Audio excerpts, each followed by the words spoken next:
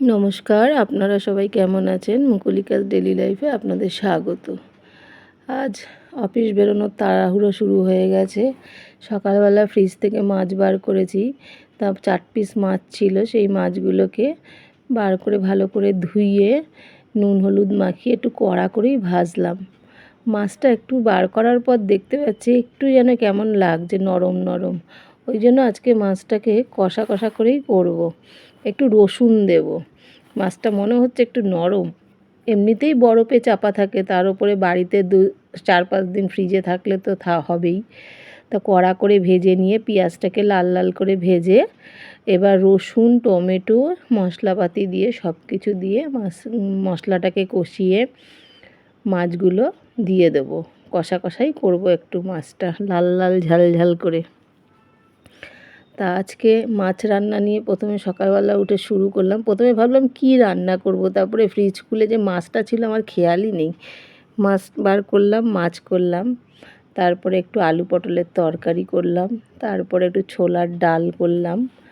তা এই করে তারপরে রোজ বেরিয়ে আমার বেরোনোর আগে সকালবেলায় অফিসে বেরোনোর আগে রান্না করে রেখে যেতে ভালো লাগে, কিন্তু এসে আমার কোনো কাজ করতে ইচ্ছে করে না, শরীর ছেড়ে দেয়।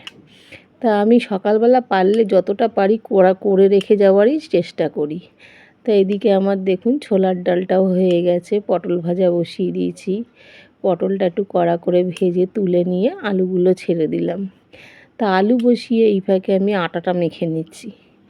আটাটা মেখে আমি রোজ বেরোনোর সময় যেদিন যেদিন আমার ইচ্ছে হয় আর কি, সেদিন আমি রোজ রুটি করতে পারি না, যেটা সত্যি কথা। আর আমি বাইরের কেনা রুটিও খাই না, আমার খুব ঘেন্না লাগে কি জল দিয়ে মাখে। তা আজকে সময় একটু ঘড়ির কাঁটার দিকে তাকালাম, দেখলাম রুটিটা আমি করতে পারবো।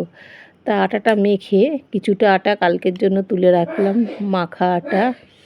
আর কিছুটা আটা আমি মেখে রেখেছি এই ফাঁকে দেখুন। তা এই ফাঁকে হাত ধুতে গিয়ে কিছু বাসন পড়েছিল, সেগুলোও ধুয়ে নিলাম। তা পটলটা দিয়ে একটু কষিয়ে নিয়ে একটু জল দিয়ে ঢেকে দিলাম। তো এদিকে তাওয়াটা বসিয়ে দিয়েছি, কটা রুটি করে নেব। আমি যখন রুটি করি একেবারে রাতের রুটিটাও করে নিই, জানেন কেন? আমি এসে না সত্যি কথা বলতে আর ইচ্ছে করে না, জামা কাপড় চেঞ্জ করার পর আর রান্নাঘরে ঢুকতে ইচ্ছে করে না। তা রুটিটা করে আমি করি কি, জল দিয়ে একটু ধুয়ে রাখি, খাওয়ার সময় একটু সেঁকে নিই, খুব সুন্দর থাকে, একদম টাটকা রুটির মতন থাকে।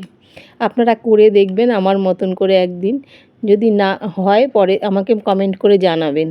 তা এদিকে আলু পটলের তরকারিটা হয়ে গেল। তা রুটিগুলো করে নিচ্ছি একটা একটা করে।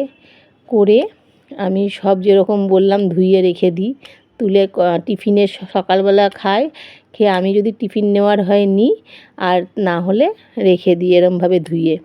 তা এবার একটা একটা করে ধোয়া হয়ে গেছে, রুটিও হয়ে গেছে, এবার গুছিয়ে রেখে দিলাম। এবার বাসন মাজার পালা, পরিষ্কার করার পালা, সেই রান্নার পরে বান্না।